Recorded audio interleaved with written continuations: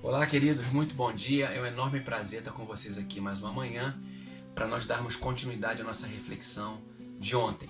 Eu gostaria então de ler com vocês o capítulo 6 de Esther, do livro de Esther, o verso de número 4. Depois a gente vai ler o verso 10 até o verso de número 13, que dizem assim: O rei perguntou: quem está no pátio?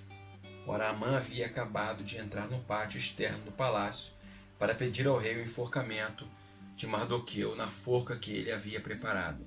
Agora, verso de número 10.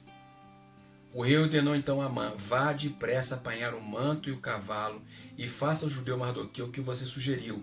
Ele está sentado junto à porta do palácio real. Não omita nada do que você recomendou. Então Amã apanhou o cavalo, vestiu Mardoqueu com o manto e o conduziu sobre o cavalo pelas ruas da cidade, proclamando à frente dele: isto é o que se faz ao homem que o rei tem o prazer de honrar.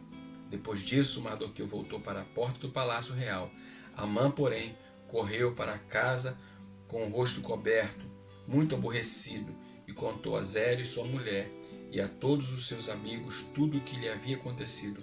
Tanto seus conselheiros como Zélia e sua mulher lhe disseram: visto que Mardoqueu, diante de quem começou a sua queda, é de origem judaica, você não terá condições de enfrentá-lo. Sem dúvida alguma, você ficará arruinado.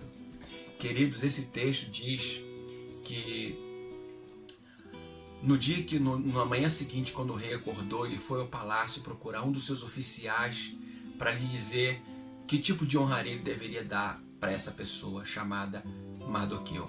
E ele encontra justamente quem? Amã, um oficial do palácio que odiava Mardoqueu e que queria o seu enforcamento. Havia preparado uma forca no dia anterior e naquele dia ele iria pedir para o rei enforcar o Mardoqueu.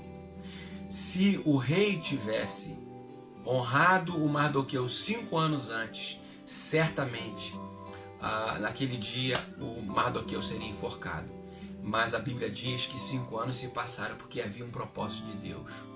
E o texto diz que o Amã agora, ele não apenas deixa de enforcar o Mardoqueu, mas ele é encarregado para honrar o Mardoqueu diante de toda a cidade de Suzã.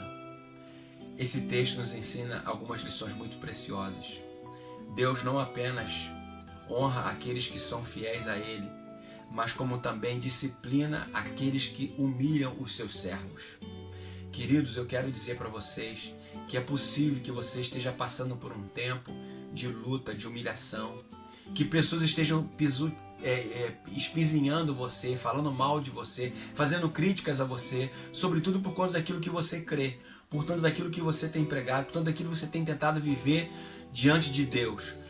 Pois eu quero te dizer uma coisa: não desanime, saiba de uma coisa: Deus há de honrar você no tempo certo. Não apenas de honrar você, mas disciplinar aqueles que têm rindo da sua cara, que têm debochado de você, daquilo que você tem vivido. Permaneça firme naquilo que você crê e saiba que Deus, no tempo certo, Ele vai te honrar. A mulher de Amã lembra para ele dizer o seguinte: a pessoa que você decidiu se virar contra é de origem judaica. Você não vai prevalecer contra ele, você vai se arruinar. Sabe por causa de quê? Porque o Deus de Mordecai era o Deus verdadeiro e ele estava com ele e ele ia honrar o Mordecai diante não apenas do rei, mas de toda aquela cidade. O que eu queria dizer para você: permaneça fiel, não desanime, no tempo certo Deus vai te honrar. Porque a Bíblia fala: os que se humilham serão exaltados, os que se exaltam serão humilhados. Fique firme, que Deus te abençoe e no tempo certo as coisas vão acontecer na tua vida. Vamos falar com Deus mais um pouquinho, vamos orar? Jesus, muito obrigado pela tua palavra, obrigado por cada pessoa que me assiste, gente que está passando por humilhação, gente que está passando por privação, gente, Senhor, que já não sabe mais o que fazer de tanto sofrimento, mas que essa palavra possa trazer um ânimo novo, sabendo que o Senhor conhece as necessidades e as lutas que ela tem vivido e que no tempo certo tudo irá se reverter na vida dela para a tua glória e para o teu louvor, em nome de Jesus. Deus te abençoe, queridos. Amanhã a gente conclui essa nossa reflexão sobre uma retrospectiva na visão de Deus. Fiquem com Deus.